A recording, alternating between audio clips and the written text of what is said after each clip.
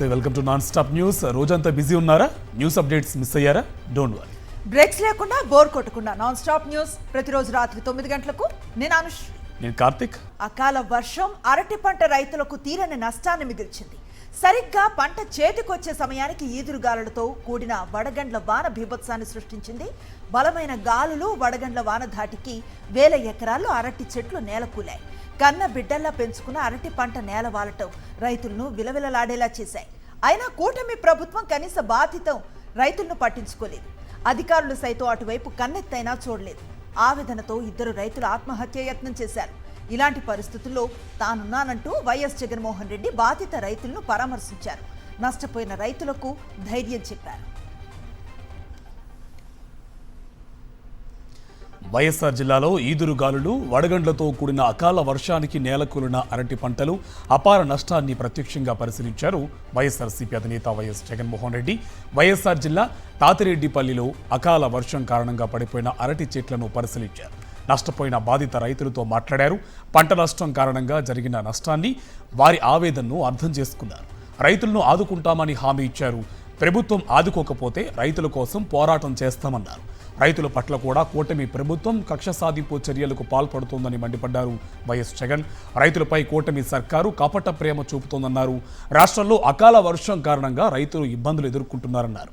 పంట నష్టపోయిన రైతులను ప్రభుత్వం ఆదుకోవాలని, ఇన్సూరెన్స్, ఇన్పుట్ సబ్సిడీ ఇవ్వాలని డిమాండ్ చేశారు వైఎస్ జగన్.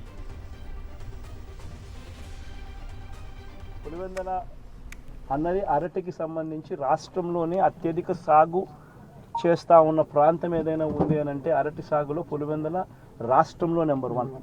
పులివెందుల అరటి సాగులో ఇక్కడ పులివెందుల రైతులకు మంచి జరగాలనే ఉద్దేశంతో మా ప్రభుత్వ హయాంలో, వైఎస్ఆర్సీపీ ప్రభుత్వ హయాంలో 25 కోట్ల రూపాయలు పెట్టి ఇంటిగ్రేటెడ్ కోల్డ్ స్టోరేజ్ కూడా పెట్టడం జరిగింది. మా ప్రభుత్వం ఎలక్షన్లకు పోక మునిపే దాన్ని ప్రారంభించడం కూడా జరిగింది. ఎంత దారుణమైన పరిస్థితి ప్రభుత్వంలో ఉంది అని అంటే కనీసం దానికి యూజర్ ఏజెన్సీని టెండర్ పిలిచి యూజర్ ఏజెన్సీని ఐడెంటిఫై చేసి యూజర్ ఏజెన్సీకి దాన్ని అప్పచెప్పి కనీసం దాన్ని వాడుకలేకి కూడా ఈ ప్రభుత్వం తీసుకొని రాకుండా ఈ ప్రభుత్వం నడిపిస్తూ ఉంది అని అంటే వీళ్ళకి రైతుల మీద ఎంత కపట ప్రేమ ఉంది అని చెప్పడానికి ఇంతకన్నా నిదర్శనం అవసరం.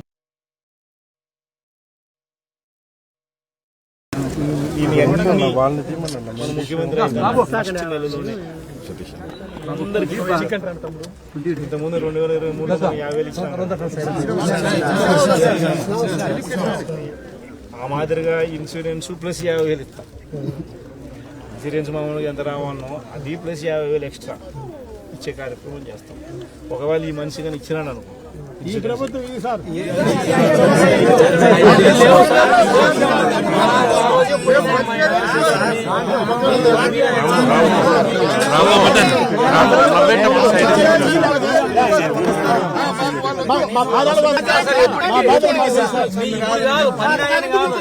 ఈ ప్రభుత్వం అయితే ఈరు మాకు అసలు సార్ ఒత్తిడి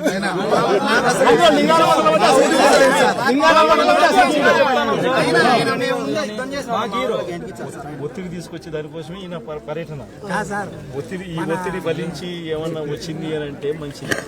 వచ్చిందని అనుకో, ఈ ఇన్సూరెన్స్ కాక నేను 50,000 నేను వస్తాను ఇస్తా. ఎన్నో రోజులుగా వాయిదా పడుతున్న తెలంగాణ మంత్రివర్గ విస్తరణ తుది దశకు చేరింది. ఏఐసీసీ పెద్దల పిలుపు మేరకు తెలంగాణ కాంగ్రెస్ నేతలు హుటాహుటిన ఢిల్లీకి వెళ్లారు. ఢిల్లీ పెద్దలు రాష్ట్ర నేతలతో జరిపే చర్చల్లో మంత్రివర్గ విస్తరణపై నిర్ణయం తీసుకోనున్నారు. 6 బెర్తుల కోసం చాలా మంది కర్చీఫ్స్ వేసేశారు. ఉమ్మడి జిల్లాలు సామాజిక సమీకరణాలు దృష్టిలో పెట్టుకుని మంత్రివర్గ విస్తరణ చేయాలని హస్తం నేతలు భావించారు. ఇప్పటి వరకు మంత్రివర్గంలో ప్రాతినిధ్యం లేని ఉమ్మడి ఆదిలాబాద్, నిజామాబాద్, హైదరాబాద్, రంగారెడ్డి జిల్లాల నుంచి ఒక్కొక్కరికి కేబినెట్లో ఛాన్స్ ఇవ్వాలని భావిస్తున్నారు. ప్రభుత్వం ఏర్పాటైన 15 నెలలు కావస్తున్నా పూర్తి స్థాయి మంత్రివర్గం లేకపోవడంతో విమర్శలు వస్తున్నాయి.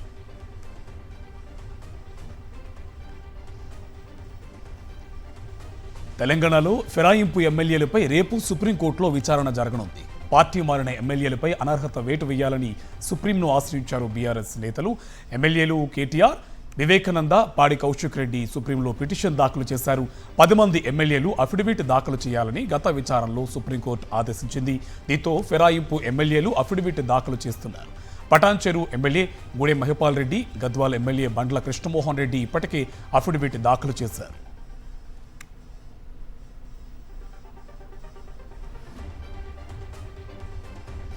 ఇచ్చిన మాట ప్రకారం కాంగ్రెస్ ప్రభుత్వం 2 లక్షల రుణమాఫీ చేయాలని బీఆర్ఎస్ ఎమ్మెల్యేలు నిరసన వ్యక్తం చేశారు. అసెంబ్లీకి నల్ల బ్యాడ్జీలతో వచ్చారు శాసనసభ్యులు. రుణమాఫీపై ప్రభుత్వం మాట తప్పిందంటూ నినాదాలు చేశారు. మంత్రులు పలు బిల్లులు ప్రవేశపెడుతున్న సమయంలో నినాదాలు చేస్తూ నిరసనను వ్యక్తం చేశారు.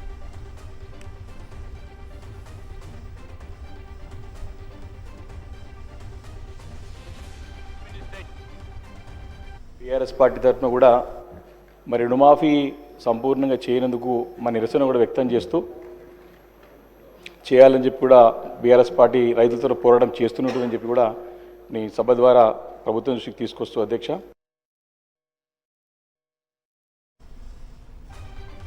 అకాల వర్షాలతో పంటలు దెబ్బతిన్నా ప్రభుత్వం పట్టించుకోవడం లేదని బీజేపీ ఎమ్మెల్యేలు నిరసన వ్యక్తం చేశారు. దెబ్బతిన్న మామిడి పండ్లు, మొక్కజొన్నలతో అసెంబ్లీ మీడియా పాయింట్కు వచ్చారు ఎమ్మెల్యేలు. పోలీసులు అడ్డుకోవడంతో బీజేపీ ఎమ్మెల్యేలు ఆగ్రహం వ్యక్తం చేశారు. తామేమైనా బాంబులు తీసుకుని వస్తున్నామా అంటూ పోలీసుల తీరు పట్ల మండిపడ్డారు.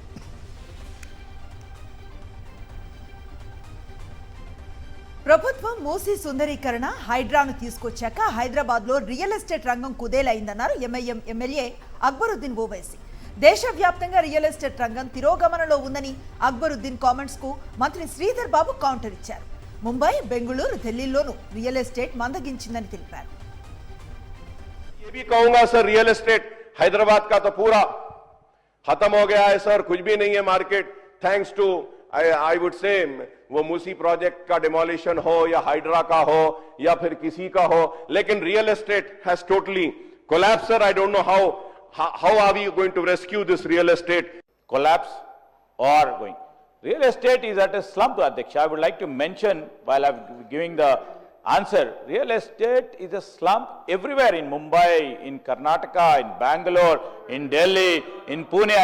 I'll give over a period of 1 year, I'll definitely give all the statistics, Adhyaksha, for in all those cities also.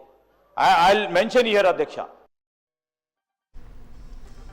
ఏపీలో కూటమి ప్రభుత్వ వైఫల్యాలను ప్రశ్నిస్తే కేసులు పెడుతోందని లోక్సభలో మండిపడ్డారు MP PV Mithun Reddy.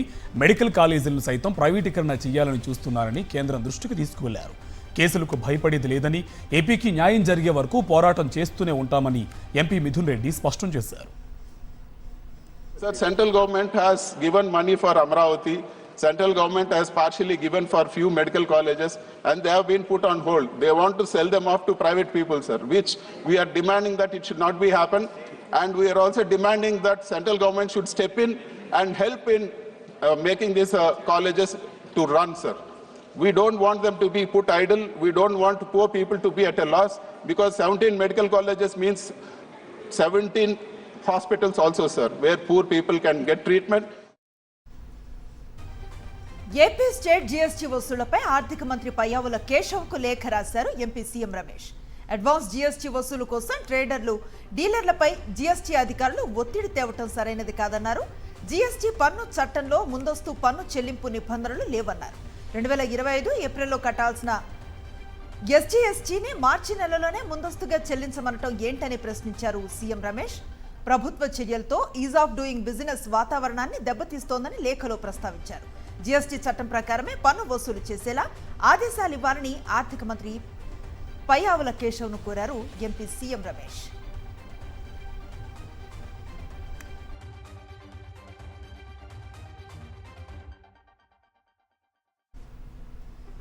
AP police శాఖలో కీలక పరిణామం. సిఆర్పీఎఫ్ ఐజీగా డిప్యూటేషన్పై వినీత్ బ్రిజ్లాల్ను రిలీవ్ చేస్తూ సీఎస్ ఉత్తర్వులు జారీ చేశారు. 5 ఏళ్ల పాటు కేంద్ర సర్వీసులో కొనసాగనున్నారు. కాకినాడ పోర్ట్ రేషన్ బియ్యం కేసులో సిట్ చీఫ్గా ఉన్నారు వినీత్. ముక్కుసూటి అధికారిగా వినీత్ బ్రిజ్లాల్కు పేరు ఉంది. కొద్ది నెలలుగా అసంతృప్తితో ఉన్నారాయన. రెడ్ బుక్ అక్రమ కేసులకు అంగీకరించలేదు. దీంతో రాష్ట్రం నుంచి వెళ్లిపోవాలని నిర్ణయించుకున్నారు వినీత్. కేంద్ర సర్వీస్కు దరఖాస్తు చేసుకున్నారు వినీత్ బ్రిజ్లాల్. సిఆర్పీఎఫ్ ఐజీగా డిప్యూటేషన్పై వెళ్తున్నారు వినీత్ బ్రిజ్లాల్.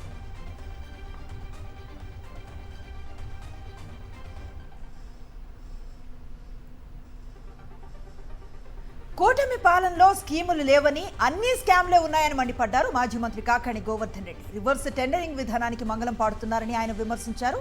కాంట్రాక్టు పనులను తన వారికి కట్టబెట్టేందుకే చంద్రబాబు కుట్రలు పన్నారని, అమరావతి నిర్మాణంలో ఎక్కువగా అవినీతే కనిపిస్తోందని ఆరోపించారు కాకాణి. ఈరోజు చంద్రబాబు గారు వచ్చిన తర్వాత ఆ జ్యుడిషియల్ ప్రివ్యూ గురించి, దాని గురించి గతంలో ఏ విధంగా అయితే దుష్ప్రచారం చేశాడో, దాని మీద రకరకాలైనటువంటి కామెంట్లు చేశాడో, దానికి ఒక ముందస్తు ప్రణాళిక ప్రకారం ఇది సరికాదు అనుకుంటూ వచ్చి ఈరోజు ఆయన వచ్చిన వెంటనే దాన్ని రద్దు చేశాడు. ఈరోజు ఒకసారి ఆలోచన చేయాల్సింది జ్యుడిషియల్ ప్రివ్యూకి సంబంధించి కానీ, అదేవిధంగా ఈ రివర్స్ టెండరింగ్కి సంబంధించి కానీ ఎవరో సర్టిఫికేట్లు అవసరం లేదు. చంద్రబాబు నాయుడు గారు మరొకరు చెప్పలేదు. సాక్షాత్తు నీతి ఆయోగే జగన్మోహన్ రెడ్డి గారు చేపట్టినటువంటి 2 పనులు, జ్యుడిషియల్ ప్రివ్యూ కానీ రివర్స్ టెండరింగ్ కానీ, ఇది బ్రహ్మాండమైనటువంటిది అని చెప్పి ప్రశంసలు కురిపించినటువంటి పరిస్థితి. కాబట్టి ఈరోజు ఒక్కసారి చూస్తే చంద్రబాబు నాయుడు మాస్టర్ ప్లాన్ అంతా కాంట్రాక్ట్ కావాలి, రింగ్ కావాలి, అధిక ధరలకు కట్టబెట్టాలి, దానివల్ల ఆయోజిత లబ్ధి కాంట్రాక్టులు పొందాలి, దాంట్లో నుంచి కొంత 4 రకాలైనటువంటి ఆలోచన. లేకపోతే ఎక్కడన్నా చరిత్రలో 1 కిలోమీటర్ రోడ్డుకి ఎన్నడైనా 53 కోట్ల రూపాయలు ఇచ్చినటువంటి చరిత్ర ఏ రోజైనా ఉందా? ప్రకాశం జిల్లా త్రిపురాంతకం ఎంపీపీ పీఠం కోసం టీడీపీ కుట్ర రాజకీయాలు చేస్తుంది. బలం లేకపోయినా అధికార మదంతో ఎంపీపీ పదవి దక్కించుకోవాలని చూస్తుంది. వైఎస్ఆర్సీపీ అభ్యర్థి ఆంజనేయరెడ్డిపై తప్పుడు కేసులు పెట్టి రిమాండ్కు పంపించారు. ప్రస్తుతం ఒంగోలు జైల్లో ఉన్న ఆంజనేయరెడ్డిని చెవిరెడ్డి భాస్కర్ రెడ్డి పరామర్శించారు. కూటమి ప్రభుత్వం ప్రజాస్వామ్యాన్ని కాలరాస్తోందని మండిపడ్డారు. కుట్రపూరితంగా ఆంజనేయరెడ్డిని జైల్లో పెట్టారన్నారు.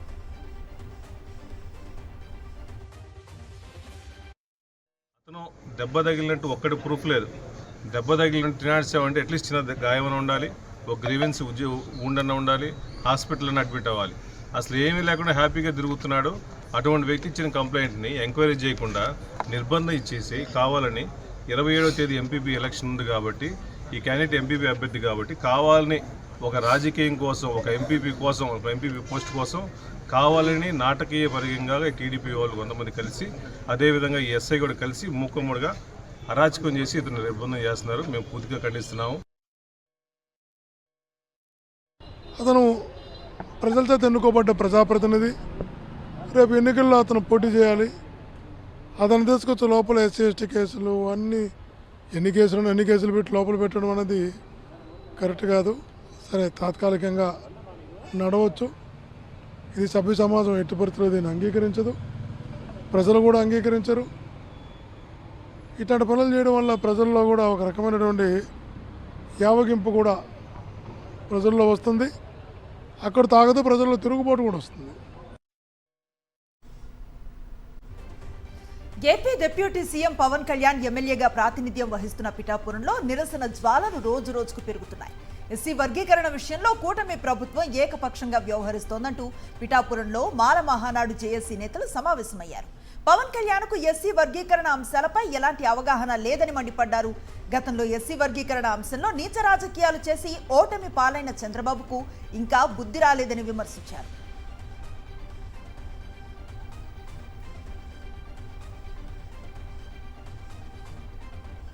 అనకాపల్లి జిల్లా మాడుగలలో చెరుకు రైతులు ఆందోళన దిగారు. కేజేపురం చెరుకు ఖాటా వద్ద నిరసన చేపట్టారు. ఖాటాల వద్దకు షుగర్ ఫ్యాక్టరీ లారీలను పంపడం లేదని ఆవేదన వ్యక్తం చేశారు. రోజుల తరబడి చెరుకు ఎండిపోతుందా, యాజమాన్యం పట్టించుకోవడం లేదని తమను ఆదుకోవాలని నినాదాలు చేశారు. షుగర్ ఫ్యాక్టరీ యాజమాన్యం వెంటనే లారీలను పంపాలని డిమాండ్ చేశారు.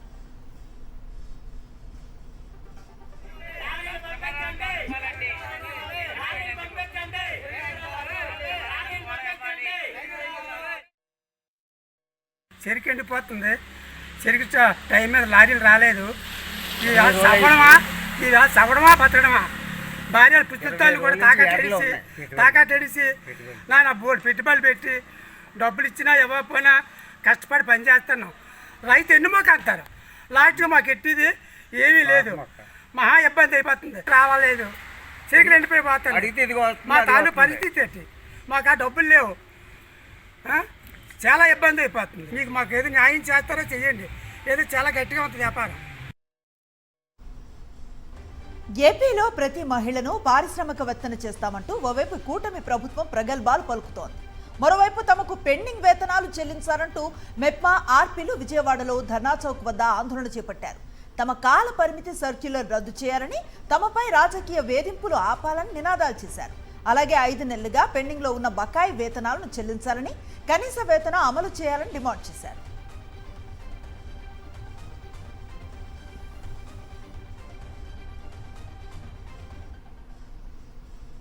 ఏలూరు జిల్లాలో ఆరోగ్య మిత్రులు ఆందోళన బాటపట్టారు. నగరంలోని జీజీహెచ్ ఎదుట నిరసన చేపట్టారు. తమకు కనీస వేతనం చెల్లించి ఉద్యోగ భద్రత కల్పించాలని డిమాండ్ చేశారు. చంద్రబాబు సర్కారు తమ గోడు పట్టించుకోవడం లేదని ఆందోళన వ్యక్తం చేశారు. విశాఖ కలెక్టర్ కార్యాలయం వద్ద ఆశా వర్కర్లు ధర్నా చేశారు. తమపై విపరీతమైన పని భారాన్ని మోపుతున్నారని వాపోయారు. తమ పనిని పక్కన పెట్టి సర్వే చేయిస్తున్నారని, ప్రజాసేవకు తాము దూరం అవుతున్నామని వారు ఆవేదన చెందారు. ఎన్నికలకు ముందు తమకు 26,000 వేతనం ఇస్తామని చంద్రబాబు హామీ ఇచ్చారని, ఎన్నికల్లో ఇచ్చిన హామీలను వెంటనే అమలు చేయాలని డిమాండ్ చేశారు.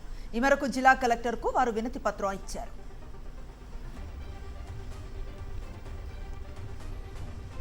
హైదరాబాద్ ఎంఎంటీఎస్ ట్రైన్లో ఓ యువతిపై అత్యాచార యత్నం జరిగింది. దీంతో ఆందోళనకు గురైన యువతి రైల్లో నుంచి దూకేయడంతో తీవ్రంగా గాయపడింది. మేడ్చల్ జిల్లా గుండ్లపోచంపల్లి రైల్వే స్టేషన్ సమీపంలో కోచ్లో ఒంటరిగా ఉన్న 23 ఏళ్ల యువతిపై ఓ వ్యక్తి అత్యాచార యత్నం చేశాడు. దీంతో భయాందోళనకు గురైన ఆమె ట్రైన్లో నుంచి దూకేసింది. తీవ్ర గాయాల పాలైన ఆమెను గాంధీ ఆసుపత్రికి తరలించిన జీఆర్పీ పోలీసులు నిందితుడి కోసం గాలిస్తున్నారు. గాంధీ ఆసుపత్రిలో చికిత్స పొందుతున్న బాధితురాల్ని ఎస్పీ చందనా దీప్తి పరామర్శించారు. అపార్ట్మెంట్లో ఒక వ్యక్తి అమ్మాయిని పట్టుకోవడం జరిగింది. అయితే పట్టుకుని నాతో రావాలి, నువ్వు నా రూమ్కి రావాలి అని చెప్తే అమ్మాయి ఓకే అని చెప్పింది. ఎందుకంటే పట్టుని విడిపించుకుందామని టైట్గా పట్టుకునేసరికి తను లూజ్ చేయగానే తను నేను ఇప్పుడు తప్పించుకోలేను, అత్యాచారం చేస్తాడు వీడు అని చెప్పి భయానికి గురై తను ట్రైన్ నుంచి జంప్ చేయడం జరిగింది. సో తర్వాత మనకు వచ్చిన ఇన్ఫర్మేషన్ ప్రకారం వాళ్ళ ఫ్రెండ్స్కి ఫోన్ చేస్తే వాళ్ళు వచ్చి హాస్పిటల్లో అడ్మిట్ చేశారు. చేసి చాలా వేగవంతంగా టీమ్స్ ఫామ్ చేసి ఎవిడెన్స్ కోసం పంపించడం జరిగింది. సో దర్యాప్తు చాలా ప్రోగ్రెసివ్గా జరుగుతుంది. Very soon we will come back to you with detection.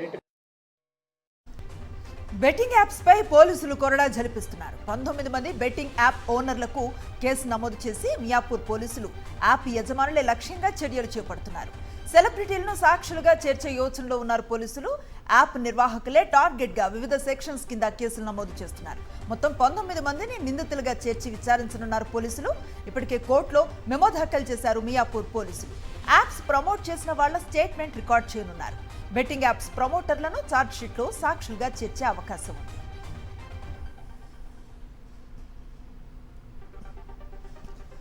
అమెరికాలో ఉద్యోగం లేక ఆర్థిక ఇబ్బందులతో కృష్ణా జిల్లా దొండపాడుకు చెందిన కొల్లి అభిషేక్ ఆత్మహత్య చేసుకున్నాడు. 10 ఏళ్ల క్రితం ఉద్యోగం కోసం అమెరికా వెళ్లారు అభిషేక్. అతని సోదరుడు అరవింద్. అయితే ఏడాది క్రితం అభిషేక్కు వివాహమైంది. భార్యతో సహా అమెరికాలోని ఫీనిక్స్లో ఉంటున్నారు. 6 నెలలుగా ఉద్యోగం లేక ఆర్థికంగా ఇబ్బందులు పడుతున్నారు అభిషేక్. 2 రోజుల క్రితం అమెరికాలోని ఇంటి నుంచి వెళ్లిపోయాడు. దీంతో అభిషేక్ కనిపించడం లేదని పోస్టు పెట్టాడు అభిషేక్ సోదరుడు అరవింద్. విచారణ చేపట్టిన పోలీసులు మృతదేహాన్ని గుర్తించారు. మరో 3 రోజుల్లో అభిషేక్ మృతదేహం దొండపాడుకు చేరుకునే అవకాశం ఉంది.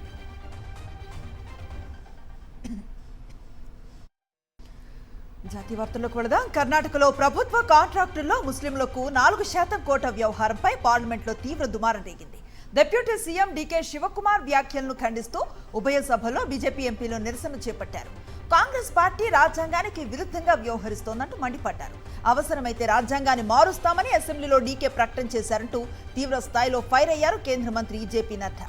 కాంగ్రెస్ సమాధానం చెప్పాలని డిమాండ్ చేశారు. మతం ఆధారంగా రిజర్వేషన్ల కల్పనను రాజ్యాంగం వ్యతిరేకిస్తోందన్నారు జేపీ నడ్డా. అంబేద్కర్ రాజ్యాంగాన్ని కాంగ్రెస్ కించపరుస్తోందంటూ ధ్వజమెత్తారు. बाबा साहब अंबेडकर ने स्पष्ट लिखा है और कहा है कि रिजर्वेशन धर्म के आधार पर नहीं होगा. Reservation will not be done on the basis of religion. This is an accepted principle of the constitution of India. Riju ji ने रेफरेंस दी है.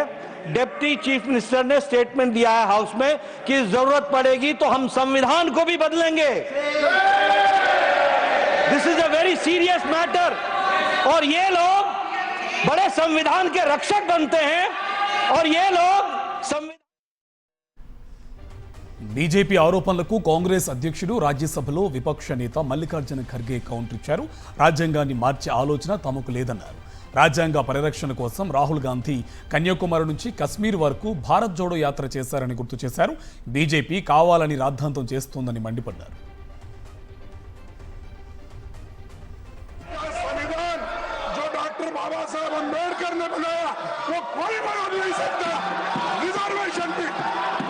नहीं कर सकता और उसकी रक्षा के लिए हम कन्याकुमारी से कश्मीर तक हमने पूरा भारत जोड़ो यात्रा की। ये भारत तोड़ो करने वाले ये ముస్లిం కోట రాజ్యాంగ మార్పు వ్యవహారంపై దుమారం రేగటంతో Karnataka deputy CM DK Shivakumar స్పందించారు. తన వ్యాఖ్యలను బీజేపీ వక్రీకరించిందన్నారు. ముస్లిం కోటా కోసం రాజ్యాంగం మారుస్తామని తాను అనలేదని, దీనిపై సభా హక్కుల ఉల్లంఘన నోటీసులు ఇస్తానని స్పష్టం చేశారు. పార్లమెంటు ప్రాంగణంలో కాఫీ స్టాళ్లను ఏర్పాటు చేశారు. స్పీకర్ ఓం బిర్లా అనుమతితో గిరిజన కోఆపరేటివ్ సొసైటీ ఎంపీలు అల్పాహారం తీసుకునే సంఘం క్యాంటీన్లో 2 స్టాళ్లను ఏర్పాటు చేసింది. సంఘం 1, 2 కోర్టు యార్డు వద్ద స్టాళ్ల ఏర్పాటుకు స్పీకర్ ఓం బిర్లా ఇటీవల అనుమతించారు. ఆయన ఆదేశాలతో 2 స్టాళ్లను ఏర్పాటు చేసుకుని లోక్సభ భవనాల డైరెక్టర్ కుల్ మోహన్ సింగ్ అరోరా ఉత్తర్వులు జారీ చేశారు. ఈ నెల 28 వరకు స్టాళ్లను ఏర్పాటు చేసేందుకు అవకాశం కల్పించారు. కునాల్ కుమ్రా వ్యవహారంపై మహారాష్ట్రలో అధికార విపక్షాల మధ్య మాటల యుద్ధం కొనసాగుతోంది. స్టాండప్ కమెడియన్పై చట్టపరమైన చర్యలుంటాయని సీఎం ఫడ్నవీస్ స్పష్టం చేయగా, శివసేన యూబీటీ అధినేత ఉద్ధవ్ ఠాక్రే కౌంటర్ ఇచ్చారు. ద్రోహిని ద్రోహి అనటం నేరం ఎలా అవుతుందని ప్రశ్నించారు. కునాల్ వ్యాఖ్యలను ఖండించారు ముఖ్యమంత్రి దేవేంద్ర ఫడ్నవీస్. హాస్యం పేరుతో ఇతరులను కించపరచడం ఆమోదయోగ్యం కాదన్నారు. కునాల్ కమ్రా క్షమాపణలు చెప్పాలని, లేదంటే చట్టపరమైన చర్యలు తీసుకుంటామని వెల్లడించారు. మరో డిప్యూటీ సీఎం ఎన్సీపీ నేత అజిత్ పవార్ కూడా ఈ వ్యవహారంపై స్పందించారు. ఎవరూ చట్టపరిధి దాటి వ్యవహరించకూడదని స్పష్టం చేశారు. న్యాయమూర్తి నివాసంలో నోట్ల కట్టల వ్యవహారంలో విచారణ కొనసాగుతోంది. ఇంటర్నల్ ఎంక్వైరీ నేపథ్యంలో జస్టిస్ యశ్వంత్ వర్మపై చర్యలు చేపట్టారు సీజేఐ. ఆయన్ను న్యాయ విధుల నుంచి తొలగించారు. జస్టిస్ వర్మను డీరోస్టర్ చేసినట్లుగా ప్రకటించారు ఢిల్లీ హైకోర్టు ప్రధాన న్యాయమూర్తి జస్టిస్ డీకే ఉపాధ్యాయ. ఈ ఆదేశాలు తక్షణమే అమల్లోకి వచ్చాయని తెలిపారు. 3 జడ్జీల కమిటీ దర్యాప్తు నివేదిక వచ్చే వరకు జస్టిస్ వర్మ విధులకు దూరంగా ఉండనున్నారు. ఢిల్లీలో జస్టిస్ యశ్వంత్ వర్మ అధికారిక బంగ్లాలో ఇటీవల భారీ మొత్తంలో నగదు బయటపడటం కలకలం రేపింది. నాగపూర్ అలర్ల కీలక నిందితుడు ఫహీం ఖాన్కు మహారాష్ట్ర ప్రభుత్వం షాక్ ఇచ్చింది. ఆయనకు చెందిన అక్రమ నిర్మాణాలపై బుల్డోజర్ ఆపరేషన్ చేపట్టింది. ఫహీం ఖాన్ నివాసం, ఇతర నిర్మాణాలను నాగపూర్ మున్సిపల్ శాఖ అధికారులు జేసీబీలతో కూల్చివేశారు. ఈ అక్రమ నిర్మాణాలపై ఇప్పటికే నోటీసులు జారీ చేశామని, నిబంధనలకు విరుద్ధంగా నిర్మించినందువల్ల కూల్చేశామని తెలిపారు అధికారులు. అంతర్జాతీయ వివరాలు చూద్దాం. అమెరికాలో ఉన్నత విద్యను అభ్యసించాలనుకునే వారికి అక్కడి ప్రభుత్వం షాక్ ఇస్తోంది. గత కొంతకాలంగా F1 విద్యార్థి వీసాల సంఖ్యను భారీగా తగ్గించేస్తోంది. గత ఆర్థిక సంవత్సరంలో ఏకంగా 41% వీసా దరఖాస్తులను తిరస్కరించింది. అమెరికా విదేశాంగ శాఖ లెక్కల ప్రకారం 2023-24 ఆర్థిక సంవత్సరంలో F1 వీసాల కోసం 6.79 లక్షల మంది దరఖాస్తులు రాగా, ఇందులో 2.79 లక్షల అప్లికేషన్స్ అధికారులు తిరస్కరించారు. 2024 తొలి 9 నెలల్లో భారతీయ విద్యార్థులకు F1 వీసాలు 38% తగ్గినట్లుగా వెల్లడైంది. 2023లో 1.31 లక్షల మంది భారతీయులకు విద్యార్థి వీసాలు రాగా, 2024లో ఈ సంఖ్య 86,000కు తగ్గిపోయింది. అమెజాన్ అధినేత జెఫ్ బెజోస్ మళ్లీ వివాహ బంధంలోకి అడుగుపెట్టబోతున్నారు. తన ప్రియురాలు లారెన్ శాంజెస్తో కలిసి కొత్త జీవితం ప్రారంభించేందుకు సిద్ధమయ్యారు. జూన్లో ఇటలీలోని వెనీస్ వేదికగా వీరి వివాహం జరగనున్నట్టు తెలుస్తోంది. బెజోస్కు ఉన్న $500 మిలియన్ నౌకలో వివాహ వేడుక జరగనున్నట్టు సంబంధిత వర్గాలు చెప్తున్నాయి. 2023లో లారెన్ శాంజెస్తో జెఫ్ బెజోస్ నిశ్చితార్థం జరిగింది. బిజినెస్ అప్డేట్స్ చూద్దాం. దేశీయ స్టాక్ మార్కెట్ సూచీలు ఇవాళ దూసుకువెళ్లాయి. బ్యాంకింగ్ స్టాక్స్ సూచీలను ముందుండి నడిపించాయి. ఇక వరుసగా ఆరో ట్రేడింగ్ సెషన్లో సూచీలు భారీగా లాభపడ్డాయి. సెన్సెక్స్ 1078 పాయింట్లకు పైగా లాభపడి 77,984 వద్ద ముగిసింది. నిఫ్టీ 307 పాయింట్లకు పైగా లాభపడి 23,658 వద్ద స్థిరపడింది. డాలర్తో రూపాయి మారకపు విలువ 85.64కు చేరింది.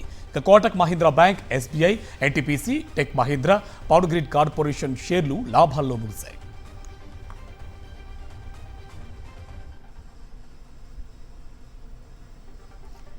బంగారం ధరలు షాక్ కొడుతున్నాయి. రోజు రోజుకు భారీగా పెరుగుతున్నాయి. పెళ్లిళ్ల సీజన్ దగ్గరికి వస్తూ ఉండటంతో పసిడి పరుగులు పెడుతోంది. ఇవాళ హైదరాబాద్లో 22 క్యారెట్ల 10 గ్రాముల బంగారం ధర 150 రూపాయలు పెరిగి 82,150గా ఉంది. 24 క్యారెట్ల 10 గ్రాముల బంగారం ధర 160 పెరిగి 89,620 రూపాయలుగా ఉంది. వెండి ధరలు ఇవాళ స్థిరంగా ఉన్నాయి. కేజీ వెండి ధర 1,10,000 రూపాయలుగా ఉంది. స్పోర్ట్స్ అప్డేట్స్ చూద్దాం. వైజాగ్ వేదికగా ఢిల్లీ, లక్నో జట్ల పోరు కొనసాగుతుంది. తొలుత బ్యాటింగ్కు దిగిన లక్నో ఆటగాళ్లు 6లు, 4లతో అదరగొట్టారు. నిర్ణీత 20 ఓవర్లలో లక్నో 209 పరుగులు చేసింది. ఢిల్లీకి 210 పరుగుల లక్ష్యాన్ని నిర్దేశించింది. నికోలస్ పూరన్ మెరుపు ఇన్నింగ్స్తో అలరించాడు. ఇక ట్రిస్టస్ స్టబ్స్ వేసిన 13వ ఓవర్లో వరుసగా 4 సిక్స్లు బాదాడు. పోరాన్ 75, మిచెల్ మార్ష్ 72 పరుగులతో రాణించారు. ఇవి నాన్ స్టాప్ న్యూస్ డీటెయిల్స్.